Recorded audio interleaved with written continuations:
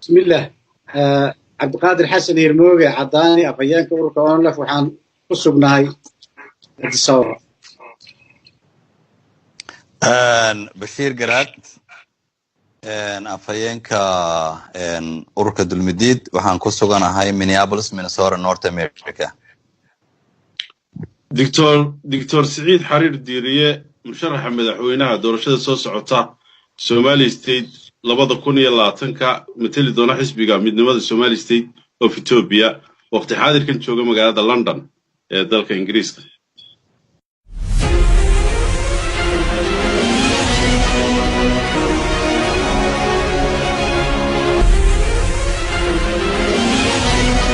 magaalada Addis Ababa sidoo kale barnaamijkeena waxaa maanta nagala qeyb galay Bashir Garaad oo afhayeen u ahaa isagana ururka dulmideed ama dulmideed movement sida hore loo yaqaano iyo Dr. Saeed runtii hadda adigu ii saxdo ma aqaano raggaan mar hore aan aqaano adiguna maanta kaagina mar kale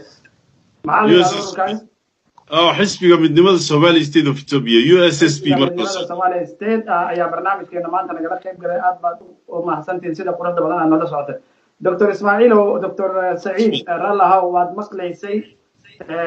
waxaa si rasmi ah oo kugu taageeray oo fikirkaaga qaba aragtidaada qaba Bashir Garaad sidee cadaalad darradaasi halka laga qaadi lahaa sida ummadii kuwada midoobi lahayd hal iyagoo aqligoodii iyo awoodoodii iyo maskaxdoodii iyo dhaqaalahoodii iyo midnimadoodii muujin lahaayeen aayahoodii iyo mustaqbalka dalkana nabadgelyo waartana dalkaas looga helo oo cid kasta ay ku qanci lahayd maxaa kula qaban in la sameeyo aad iyo aad ayuu mahadsan yahay afhayeenka ONLF Irmooge iyo aqoon-yahan Bashir Garaad oo isaguna matalay dulmidiid runtii waxaa kale aan kugu darayaa Dr. Saeed oo cadaalad darradaas la sheegayo ma midda xukuumadda xilligaas madaxweynaha noqoto ama xisbiga ha noqoto cadaalad darrada dadka deegaanka u geysanaya mise bulshadii wada deganeed beeralayda xoolo dhaqatadii wada deganeed ayaa si kale ay wax u wadaan taasna bal adigoona gudaha galin adigoo kor ka matalaysid cilada halkay jirta halkay sabtu ka qorantahay very good aad baad u mahadsantahay daahir waxa weeyaan run ahaantii sidaa uu Bashir Garaad sheegay cadaalad darrada dalka ka dhacday way noogsoonnahay waa well documented human rights organization ama ururada u dagaalama xuquuqul insaanka aad wax uga qoray Soomaaliyada isdishay iyada dhagaha iyo sanka iska jartay jigjigaynu ka daawanayna iyadoo TV-yada dadka la keenayo carabka iyo dhagaha iyo indhaha laga jaray waxa ka dhacay falal aad foolxuno ma garanaysaa human being dadka inuu ma garanaysaa nasabnimada garanaya bilaadanka adduunka ku nool waxyaabo aanay samayn baa ka dhacay Somali State oo aynu ogeyn oo aynu ka dhargsanayn waxba yeynaan eed saarin Tigray waxba yeynaan eed saarin Amhara waxba yeynaan eed saarin cid kale ciidan ninkan wax dilayay iyo kana marka bixinayay labaduba anagu waxaan aragnay Soomaali ahaayeen waxa ka socon mayso haddaad tahay nin mudakara oo maxaa ku dhaqan gaara oo xil haya oo mas'uula inaad tiraahdo sidii Cabdi Ilaylaha hebel baa ay amraayay wax aqliga gala maaha qofka bilaadanka qofna qof ilmaha aad adigu dhasho ayaan dambigu galo maalinta yooma qiyaamaha aan lagu xisaabinayn dalka Mareykanka joogto ilmahaagu wixii uu galay isaga galay qofna qof kale dambi uu galay inuu dusha ku qaado maaha xaqiiqiyan dambiyo badan baa ka dhacay oo dadku haddaan Soomaali nahay anagu dhexdeeda iska geysanay number 1 dadka labaanu kala qaadaya dadka qaarna waa shicib oo dad shicib ah dadna waa dad mas'uuliyad hayo mas'uuliyiina ama siyaasiyiina ama indheergarada ama aqoon-yahana ama dadka hagaa halka ay sartu ka qurunsantii waxa weeye maaha dadka shicibka Soomaaliyeed meel kasto ay caalamka ka joogaan waa dad walaala ah meel wax ku wada cuna ganacsi wada leh business wada leh isku dhafan isku dhex jira inaan iyo abtigiya oo aan sinaba kala maqnay meel ka joogaan ciladu waa qoliyaha iyaga sheegta siyaasiyiinta qoliyaha iyaga mas'uuliyadda qaada kuwa ciidamada madaxda ka ah kuwa xisbiyada madaxda ka ah kuwa dadka hagaya ayaa qaldan oo 10,000 oo jeer qaldan horena oo qaldana ilaa imkana wadadii qaladka ku socda waxaan u baahannahay marka habka loo xalin karaa inay tahay number 1 principally horta inaynu wada ogaano dalkan inaynu wada leenahay dad badan baa waxay u haystaan dalkan inaan la wada lahaynoo dad gaari leeyihin horta halkaa waa inaynu kasoo degnaa kow mabdi'iyan weeye taas ta labaad waa in dadka indheergaradkaa iyo dadka mas-uuliyiintii ay isu yimaadaan siduu bashiir garaad sheegay oo horta aynu convention samayno oo la isu yimaado oo dadka siyaasadda danaynaya iyo dadka hogaaminaya iyo qoladan le waanu soo halgannay oo NLF iyo dhammaan stakeholders waa inay isu yimaadaan convention iyadoo dadkii shacibkahaa laga tegey waa inay iyagu horta is arkaan oo aan anugu is aragno oo laga shiro qaabkii halkan looga kici lahaa xaqiiqiyan waxaad ku celisay oo aan ka maqlayay aqoon-yahan hirmooge oo afhayeenka oo NLF maan maqal xisbiga USSP imikaba maqal waa xisbi la socda isbeddelka Ethiopia ka dhacay sababta keentayna waa baahida dalka taalla ee rasmiga ah ee ayuu ka soo dhex baxay oo isbeddelkan uu ka dhex yimid sababtuna waxa weeye dad isku mid ah baynu nahay dad is dhalay baynu nahay dad isku dhaqan baynu nahay dad walaala baynu nahay bal intaynaan Ethiopia waxba saarin oo aynaan Tigray waxba saarin ama xaaro weligeed Soomaali ka aad sheeganaysaa ma jirto waa la ogsoon yahay nin Soomaaliya oo inaadeerkaaya ayuunbaa la joogay maxaan ku dhahdaa sababa mid kale oo inaadeerkaayna wuxuu lahaa waan ka soo horjeedaa waa inaga cilladu marka waxay la tahay horta habka loo xallin karaa waxa weeye inagu inaynu is aragno oo inuu jigjiga isugu nimaadno oo dadka siyaasiyiinta iyo dadka indheergaradkii convention isugu yimaadaan oo dabeetana la balaangareeyo way out kaasi waa inuu noqdaa mid rasmi ah ma aha mid dadka lagu marin habaabinayo oo dadkii la leeyahay haddaynu beelheblaaye nahay inagaa beelheblaaye ka badan haddaynu ururka magaca leenahay inagaa ururkaa kale ka wanaagsan dadka kala fogeynaysa inta laga yimaado waa in la yidhahdaa waar heedhaha maxaa inoo dana halkaynu uga baxnaa arrintu waa inugu jiqadaynu Soomaali nahay maanta Abiy Ahmed ra'iisul wasaare wuxuu leeyahay waar wax qabsada dalkiina dhista idinku tashada dimuqraadiyad samaysta wax walba oo idin ogolay wax walba oo idin garab taaganay laakiin haddii aad tiraahdo anigu haddii aan talada aanan qabanayn dalkan waan burburinaya annagu taa ogolaan mayno waxaan kaga baxayaa oo su'aashaadii doonaya inaan ku soo gaabiyo in ay tahay the only way lagaga bixi karaa Soomaalidu inay aqoonsato dambigii dhacay inay aqoonsato crime-kii dhacay inay aqoonsato for example jabhad oo NLF oo kale waa jabhad runtii ku suntan mar walbana u taagan meel kastoo joogtana ka sheegto sida hirmooga uu calaamadeeda mar walba u xidhan ugu faanayo inay tahay jabhad oo diriraysa Soomaalida laakiin dhinaca kale haddaad ka eegto critics kuma yara dad baa kule oo NLF Soomaali mooye cid kale wax ma yeelin haddii run ahaanta xaqiiqiyan loo kaco hadday noqoto reer miyi la gubo hadday noqoto gawaadhi la gubo hadday noqoto Dr. Saciid ma waxaad su'aal aad ka qabtaa horana dhowr jeerna waa weydiiyay shaalkiisa ay ku qoran tahay Ogaden National Liberation Front ma magacan OMI aad dood ka qabtaa maxay tahay su'aashaada aad qaranayso absolutely dood weyn baan ka qabaa Ogaden Liberation Front Ogaden waa magac reer leeyahay reer Soomaaliyeed oo sharaf iyo karaamo agteeda ka mudan ayaa ku suntan magaca waa reer la yaqaano waa reer nasaba waa reer dalka dega waa reer kamida dadka dhulka leh cid inkiri karta ma inkiri karo qof kale ma inkiri karo laakiin xaqiiqiyan markay institution iyo dawlad la samaynayo haddii aan anigu magaca reerkayga soo qaato idhaahdo waxaan xoreynayaa reerkayga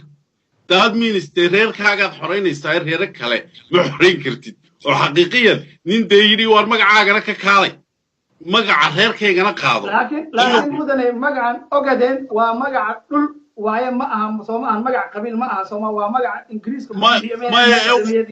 Ingiriisku runtii magacii uu mudnaanta siiyay tiritigii ka soo baxay dawladda Ingiriiska halkan aan gacanta ku hayaa waxa la yiraahdaa Howd Reserve waxa la yiraahdaa British withdrawal of Howd and Reserve area markii uu ka baxay laba jeer buu dhulka kala bixiyay Ingiriisku laba jeer mar shirkii Berlin ee Somali Partition 1884 qaybtii Soomaalida la raaciyay dhul reerka la yiraahdo Ogaden degan yahay iyo Soomaalida kaleba ayaa jirtay hore ka bacdi 1955 British Parliament markii uu fariistay wuxuu soo saaray dhulka ka harsanaa oo la oran jiray Howd and Reserve area ayuu ku sameeyay withdrawal dabeetana treaty uu soo saaray treaty-ga waxa ku qoran waa sharcigii dhulka lagu xaqiijiyay ee lagu wareejiyay oo museumka Britishka iyo institutionka caalamku way hayaan dawladda Ethiopia way haysaa waayo saxiixay qayb ku lahayd waxaa la yidhaahdaa British withdrawal of Howth and reserve area and Ogaden British withdrawal of Howth and reserve area and Ogaden baa raacaysa marka Ogaden mudnaanta waxa ka lahaa oo dhulku magaciisa hore ah ee uu huwala ahaa Howth and reserve area hirmooye ama cadaani weligaa ka maqlimaysid Howth and reserve area oo ah kelmad Ingiriis bixiyay oo ah dhul Soomaaliyeed oo ah dhulkii tiritiga waraaqdii lagu saxay ku qoran weligii ka maqlimaysid laakiin Ogaden buu celcelinayaa Ogaden buu taagan yahay Ogadenna isaga deerin Ogaden ah oo ceeb ma hadee reerkaaga hadad wax la doonto laakiin reality-gu waxa weeye Ogadenku waa dad wadanka degan lamida dadka kale dalka degan mudane waad sheegtay laakiin bal adigu laakiin hadii maanta lagu dhaho Saciid waxa tahay Ethiopian magaca iida Ethiopianka waad yeelaysaa laakiin magaca Ogaden maxaad uga xumaanaysaa hadii la yiraahdo magaca Ethiopian waa imperial oo boqortooyo Abyssinia la oran jiray kireed garaysay oo intaasoo quruumood oo kala jaadi ay ku hoos nool yihiin oo uu ka dhaxeeyo oo boqortooyooyin qarniyo soo jiray oo aynu garanayno laakiin Ogaden marka lagu leeyahay Ogaden de Howth and reserve area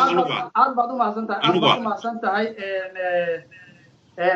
afhayeenka jabhadda wadaniga horeynta Ogadenia waad maqlaysay labada marti oo barnaamijka kula qayb gashay ugu wehlinaysay waxay isku raaceen inay cadaalad darro deegaanka ka jirto qodobka ugu weyn uu yahay aan ciidasan federaalka iyo dadkii horaan dalka xukumi jiray aan waxba sanfarta ku fiiqin waa inaan anagu si soo saxnaa bay yiraahdeen waa isku raaceen adigoo arintaasi ma la qabtaa mise waa aragti gaar ah ka qabtaa midda labaad magacan isaga uu sheegay oo Ogaden ah wixii maxaad uga jawaabaysaa tan saddexaad oo kale aan rabo inaan kugu daro مثلا هدي أن نرعنو ديجان كأورماد الله واحد كلمة لها ديجان كأمحارة الله مجع كلمة لها ديجان كأمفرت ديجان كتجريد محله أورانا يا ديجان كسومالي استيت محله أورانا يا سومالي قلبيت محله أورانا يا سومالي أوغادينيا محاكنة مجع عنو إنتر محاد أو كو تشي ويدين هل مجع أو تاجن بل أريبا عنو لين إنتر سكو جوابتي سكو خواتي لين هو جواب بسم الله الرحمن الرحيم أردت مجا عن كور رهينة مجا أوجد هدي لي والصومالي هدي قبيل كلا الصومالي شجعنا والصومالي هدي الصومالي مو شجعنا والصومالي لكن سيدا شكته وحاوية بدن روحه إثيوبيا مجا عيادة أود القاضي كره أوجدين وأسد كيس الصومالي هاي أود القاضي لا وكي يوم مجا قوان مالهين الصومالي قلبت قريبا لكريت قريه معام بحن محل أبسينيان سوماليلاند بديو صباحي ماهر جلين سومالي كلين في إثيوبيا هذا السومالي ريجنال of إثيوبيا إليه مركز روح عن إثيوبيا أمسيين حولي سومالي ريجن هذا ترى سومالي ستيت of إثيوبيا سومالي ريجن of إثيوبيا يتصور هذا أمسين هنا سومالي هاي ولا وحكي لهاي محد مركز marka magaca Soomaaliya inuu noo tisqaado oo weynaado way fiicnaan lahayd laakiin hadda aqoonyahan tahay maartay xamaasada qabiilka iyo siyaasadda iska dhaxgelin baa fiican Allahu musta'an haddana wax dhib ay naguma hayso Ogaden iyo Soomaaliya way ku heshiin yani magac mushkilad ma noqonayo laakiin hadda perception iska qabto waliga Soomaali kaloo iska ilaalinayo waa waxa dib noo dhigay meel uu ka jira cadaalad darro oo gunaysi ka jiro askar maamusho cadaalad say ku imanaysaa yaa create gareyn jiray maamulka dadka Soomaalida IPRDF yaa create Ethiopian military intelligence har sector baa yaa create gareyn jiray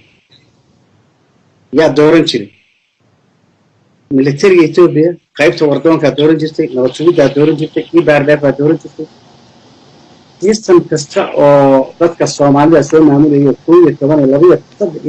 madaxweyne soo maray IPRDF iyo Addis Ababa Ethiopia ka mas'uulay garaadka Soomaalida ma ahayn garashada Soomaalida ma ahayn marka haddaynu karti u leenahay qofka Soomaaliya inaan muxuu ahay farta ku fiiqno waxaynu ka cabsanayna dee aabahanaha weyn ka weyn baynu ka cabsanayna soo dulmiga hadda aan doonayn inaan saxano 70 years 1948 kadib wayna haystay waa hore inaan ka dhiidhino muxuu ahaa garaadkii anoo aad in ixtiraamayo iyo Dr. Saciid kolka barwaaqadu ay tahay noolahoo dhan wuu dhaqdhaqaaqa marka dimuqraadiyaddan iyo intan muxuu ahay transitionka dad badan bay dhiirigelisaa marka inaad hadli ogtiin oo aqoon leedin aad baan u ixtiraamaya laakiin dadka soomaalida halgan principle bay u baahan yihiin berrina situation isbedela laga yaaba hadda kan inoo ogolaaday platformka laga doodahayay inaad xisbigaas rabta keliya galaysi inaad haddaan yara kaa dhex galo wuxuu ku weydiiyey Dr. Saciid wuxuu ku weydiiyey waa inaanu marka hore annagu haddii aanu nahay Soomaaliya aanu isku ogolaano inaan dalkaas aan u wada simannahay xaq aan u wada leenahay cid aan cidna ka sarreynin buu ku yidhi waa inaanu isku nimaanaa buu yidhi oo aanu wada fadhiisannaa dhammaan Soomaalida ayayna aan ka wada tashanaa ka hor markaan aan isku afgaranay inaan dalkan xaq aan u wada nahay aan u wada simannahay kadibna aanu wada fadhiisannaa war maxaa inoo dana maxaan caqabada uga gudbi karaa sideen aan dalkeena horumarin karaa sideen xornimadeena ama xuquuqdeena aan ku heli karaa inaan ka wada tashano buu yidhi arrintaas maxaa uga jawaabaysaa inaad dalka wada leedihiin maxaabad dooda maxaa geliyaan dalka wada leen yani dood wax ku jira wax dood geli karaa ma garanayo cid uu durxul hayo Dr. Saciid dalka lama wada la dhahayso maxaa fiican inayna arrimuhu si kaa dhexgelin annagu haddaan oo lafnahay ma qabno haddaan kaa dhex gala halkaa adoo raalliga ah iminka waxaa jira xisbigan xisbul xaakimka ah ee guddoomiyaha uu ka yahay Axmed Side ee aynu dooda ku bilownay waxaad ogsoon tahay in lays haysto waanaynu wada ognahay dowladda Itoobiya federaalkuna way ogtay waxa la iska seegan yahayna waad ogtay caddaani ahaan anigu dee waxaan qabaa inaad garan karayso ama aad si buuxda u ogsoontahay waa saami qaybsi saan anigu aaminsanahay sida ay ummad badan oo kalena aaminsan tahay waa maxay markaa sababta keenayseen anigu u leeyahay dalkan inaynu wada leenahay miinis inaynu saamigiisa ku heshiino xisbi haddaynu ku heshiin weyno sidaynu dal ugu heshiin karnaa cagajuglayn fara badan baa jirta dad badan baa la laynayaa iminka hadalladaadii waxaa ka mid ahaa Somali State waa safe gaarigaad ka raacdo mooyaalaad ku tegaysaa maxaan ku idhaahdaa jigjigaad ka raacdaad mooyaala ku tegaysaa taasi run ahaantii maantadan aan jigjiga la hadlahay inaan aanu walaalanahay oo damacday in hosbitaal la geeyo ku yaalla herar gaarigii way fuuli kari weydo way ka soo hadhay way la soo hadlaysa waa today weeye waxa weeyaan waxaa jira amni darro fara badan baa jirta isu socod la'aan fara badan baa jirta waxaa jira dagaalla Soomaalida iyo Oromada u dhaxeeyay oo socday dhawaanahan baa jira nabadgelyo meesha taagan oo xasaasi oo in la xalliyo u baahan ayaa dalkii ka jirta qaabkii structure-kii baan xitaa anigu aanan shakhsi ahaan ku qanacsanayn iyo xisbi ahaan booliiskeenu u dhisnaa dowladdeenu ay u dhisnayd saami qaybsiga xisbiyada yacni waxaan ku leeyahay markaan ku leeyahay dowlad la wada leeyahay in la dhisa oo waxyaabaha maanta la isku hayo xisbul xaakimka uu isku hayo taamiyaad ugu diidantay taa waan kugu diidan anigu xisbul xaakimkuna naguma dhihin saamigaan isku haysanaa hadda waxaad iska dhigaysaa nin xoogaala anigu bilxarfi baan saa u weydiiyey Axmed Side arrintaa lama gaarin layskumana haysan adna hadda waxaad iska dhigaysaa inaad xoogaal tahay oo arrintaa laysku hayo afraadda gelaysa iyo yaa gelaya in laysku hayo waa suuragal weeye laakiin see loo qaybsanayaa iyo yaa qaybsan iyo ma filahayo laakiin xisbigu waa xisbi una dalkii iyo dowladdii midna ma marka ciddii rabtaa geli kartaa ama qaabkii rabaa loo dhigi karaa ama isbeddelo kala duwan buu marahayaa qudhigiisa taariikhda xisbigan aad ogtahay waa forgery buu ka samaysnay oona laf baa la midooday soo dhaheen urur leegaliya weligana lamaanaa midooday one single member oona laf shirkaa ma fadhiyo haddana waa la iska sheeganaya marka haddana saasaynu ku ixtiraaminaa transitionka hayna wado laleeyahay marka innaga dalka inaan wada leenahay doodi kama taagno in la wada tashana oon way qabtaa dadka Soomaalida in shirweyne u qabato wixii aqoon-yahana iyo wixii siyaasiga ee kala qayb gali karaan albaabada u furi kulli inay ka soo qayb gatay rabtaa laakiin haddaynu inagu isku mashquulno oo waxa inaga maqan aan arki weyno oo inagu aan isdhadhamino hadda qabyaalada aad badan baa iga dhadhamaysa Dr. Saciid muxuu ahaa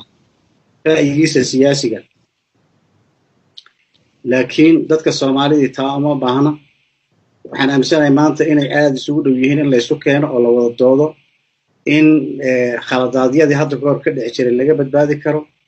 in kooxa isla jaan qaado isla fahmo danta Soomaalida isku soo arka ay soo bixi karaan oo siyaasiyiin ay u sahlan tahay muxuu ahaa maanta shacabka iyo siyaasiyiinta marka la eegaba weli dareenka Dr. Saciid oo kala ma arag maanta siyaasiyiin kala duwan oo sanadihii hore aaraa kala fog qabtay aad bay isugu soo dhawaadeen shacabka sidoo isu arko aad bay isugu soo dhawaatay sidoo Ethiopia u arka aad bay u horumartay sidoo danta guud aad bay u horumartay marka muxuu ahaay rajo darrida iyo dadka Soomaalida iyagu saaraamaan oo sayidka haystana ay tahiraan sida dadka Soomaalida dib u celinaysaa waxaan ugu baaqayaa muxuu ahaay haddaynu doonayno inaynu dadka Soomaalida hore u qaadno inaan kalsooni iyaga gelino dhaqankooda weynayno wada tashigooda weynayno is-ixtiraamkooda weynayno waxa ka maqan aynu nalka ku shidno siyaasadaha muxuu ahaay عداني وحير وكديراتي سؤاشيسا waad uga jawaabtay ayaan filayaa waxa rabtaa inaad qabanaysaan shir weyn oo qaran ah halkaas aqoon-yahaniinta iyo cid walba ay wax tabanayso halkaas ay ka qayb galayso waxaan u maleynayaa doctorkana inuu jawaabtaas uu ku qancay bal maadaama arrimaha amniga doctorkan uu ku dhawaaqay uu xasuusiyay doctor عداني oo arrintan maadaama su'aasha waxaan siin lahaa Bashiir Garaad laakiin ka codsanaya half a minute daahir wuxuu Dr. Saciid inuu historian yahay iska dhigay oo magaca ogaadeen anagu aan create garaynayno dagaalkii dhanaa ay dadka Soomaalida iyo Soomaali galbeed galeen iyo Jamhuuriyadda Soomaaliya ogaadeen war baa loo bixiyay Bashiir gadaal u durqaxay ma bixin haddaan helayno magac ka Soomaalisan oo maanta jamaacada xoreynta Soomaali galbeed iyo Dr. Saciid labadiina ma idin taalo aniga ayaa idin qaybinaya markaaga sugo toos inaad isaga aad ma garatay la gasho ma aha adigoo raali ah عداني hadda ka hor adigoo dibadahan joogto ayaa waraysi ayaan kula yeeshay waxaad tiri haddii aan dalka ku soo laabano jabhadda ONLF ahaan muddo bil gudaheed ayaan ummadda Soomaaliyeed aan ku mideynaynaa colaadan Oromada iyo Soomaalida ka dhaxaysana aan wax ka qabanaynaa muddo bil ah arrintaasi hal bacad lisay noqotay mise waxbaad ka qabateen labo su'aasha kale aan rabo inaan ku weydiiyo maadaama si gaar adiga ku qusenaysay idinka ONLF ahaan موقف oo la yaqaano oo cad ayaa leedihiin mowqifkiina inaad Ethiopia gooni aad ka noqotaan oo u go'daan ayuu mowqifkiina ahaa laakiin haddana wadankii ayaa ku soo laabateen xaqiina iyo xuquuqdiina si nabadgelyo ah wixii shalay qori ku dagaalamayseen inaad si nabadgelyo ah maanta aad ku heshaan ayuu ahaa mowqifkiina marka ma mowqifkiina ma waxaa rabtaan si xaq ah Ethiopia inaad ka go'daan mise Ethiopia inaad wax la qaybsataan labadaasi su'aal ee bulshadu qabaan ka jawaab kadib ayaan Bashiir u gudbinayaa Bashiir oo soo sax qaabka u fadhido sax ma aha isoo wax adiga waraala bismillah arrintii shirweynaha dabacsanayn bisha March kadib in la qabta ayaa waxaa dib u siqiyay heshiiska iyo wada hadalka annaga Ethiopia jiitamay waxaa qorshe noo ahaa in xafiisyada la furo marka hore shacabka la wada booqdo message-ka iyo fariinta la gaarsiiyo kolka ka dib shirweynaha loo qabto marka taasa yaa jiitaanka keentay Ethiopia waa taqaan amuroodu waa dad cag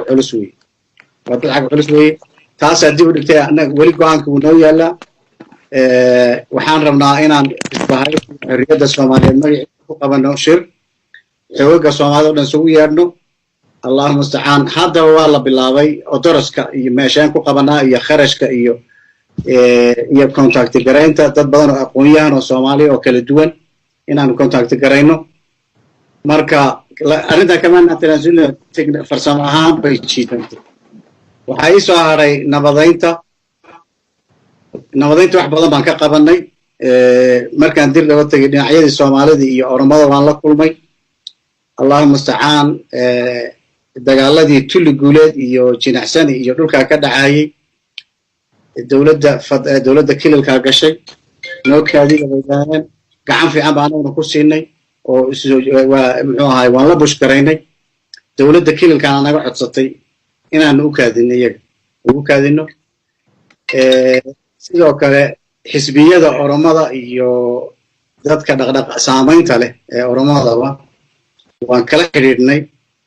inaan nabadgeliyo muxuu ahaay ku soo dabaalo colaadda Soomaalida iyo Oromada wufuud odayaal diray gobolka muxuu ahaay Mooyaale xagga Oromadana odayaal baa laga diray xagga Soomaalidana odayaal baa laga diray intaba waan muxuu ahaay waan bushgareynay marka ismalihi sida aan rabnay aan ugu hamiyeynay inaan u galno hawshaas iyo u dhacday laakiin maanaan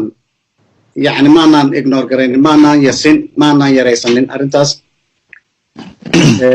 waxaa ii soo haray aaya ka talinta dastuurka Ethiopia qaba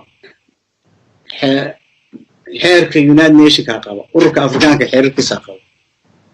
marka waa xaq caalami oo shacbi kasta oo hayb iyo juqraafi baan ku noolo ethnic noqon karaya ay xaq u leeyihiin haddii ay dalbadaan ama haddii la dulmiyo marka waa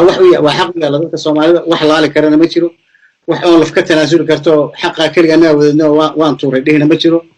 wax xuquuq shucuubta Ethiopia oo dhan ay leeyihiin oo dastuurka Ethiopia baahida loo qabo iyo dareenka Ethiopia ka dhex jira markii la arkay baa lagu daray dastuurkeeda marka waa wax dadka Soomaalida u yaala hadda se waxaan siyaasiyan ku wajahanahay inaan dadka Soomaaliyeed inay maamul dhistaan inay xoog siyaasi ah dhistaan inay midnimadooda xoojiyaan sadka iyagoo Ethiopia ka tirsan ay hadda ku leeyihiin inuu balaadho xuquuqdooda dhaqaale iyo siyaasiga iyo midda dhaqan ay leeyihiin ba in la xoojiyo ay ka talintana waqtigeeda u taalo oo laf kama talaasuleyso ay ka talintii aanu aaminsaneyn annagoo qori ku dagaalamaynin baan aaminsanahay heshiis Bashir Garaad dood dhaxmartay ama aragtida qodobka isku haysteen oo xoga yar aragti ku kala duwanaayeen afhayeenka jabhadda iyo chairmanka waad maqlaysay doodii isku haysteen haddii aad wax ku darsanayso waan fogsiinayaa laakiin su'aasha arabo inaan ku weydiiyo waxay tahay matalan afhayeenka hadda wuxuu yidhi annagu kamaanan tanaasulin go'aankeena ahaa aaya ka talintu goormay imaanaysaa haddeedna midnimada sida hadda idinkoo dhan deegaanka wada degan haddii aad urur ahaan isku qanacsaneen haddii bulshada dhammaanba isku mowqif aan ka ahayn qaarna ay rabaan inay Ethiopia ay rabaan inay ka goostaan qaarna ay aaminsan yihiin inay Ethiopian ay yihiin saan ay ku qanacsan yihiin arrimahaani sidee la isku waafajin karaa bismillahir rahmaanir rahiim horta in yar baan ku darsanayaa xagga hore oo ah ONLF ay ka talinta ay qoriga u qaateen ay ku qanci waayeen waqtigay baxayeen meeshii maalintii la taagnaaba horta la taagan yahay oo xisbiyo siyaasadeed sida hadda walaalkay Cadaani uu sheegay inay si qaab nabadeed ah oo xisbiyo siyaasi ah oo dadku ka wada tashadaan halka uu hadda conclusionka uu ku soo conclude gareeyay waa halkii ay ururada kala taagnaayeen 93 ilaa 96 markii ay baxayeen ahayd ururadan aan wada midayno alla isu keeno aynu wada tashano waxan waa la wada leeyahay iyagu waqtigaas waxay yiraahdeen ururka hadaan qaldanayn Cadaani waa iga saxi karaa insha Allah hadaan qaldamana waa ka raali gelin inay qori qaataan ku xoreeyaan oo ay tani anfici weyday buu hadalka kooban ahaa tii maadaama hadda qorigii dhigan horta waan uga mahadnaqayaa waana soo dhaweynayaa runtii ummadana danba ugu jirta ururkana danba ugu jirta dalka iyo diinta iyo shacabkana danba ugu jirta dawladda Ethiopia danba ugu jirta waan soo dhaweynay taas hadii halkii miiska la isugu soo noqday xaajaduna halkaan bay ka bixi kari weyda markii horeban haatan halkii bay taagan tahay waxaan leeyahay markaan ku darsanayaa ururada jira dhammaantood iyo shacabka iyo qabaa'ilada waxaan la inkiri karayn gobolku inuu qabaa'ilooyin waa hal qabiil oo Soomaali la yiraahdo laakiin qoysasyo kale ah in halka qoomiyad Soomaalida ah ee walaalaha isku diinta isku dhaqanka wax walba aha haddii aynan isla fahmin aragtida aha dalka ay wada leeyihiin awood qaybsiga wax wada lahaanshaha midba midka kale inuu ixtiraamayo midna inuuna midka kale dominate garaynaynin oo macnaha uu lahayn okay tanaasadan aha uu lahayn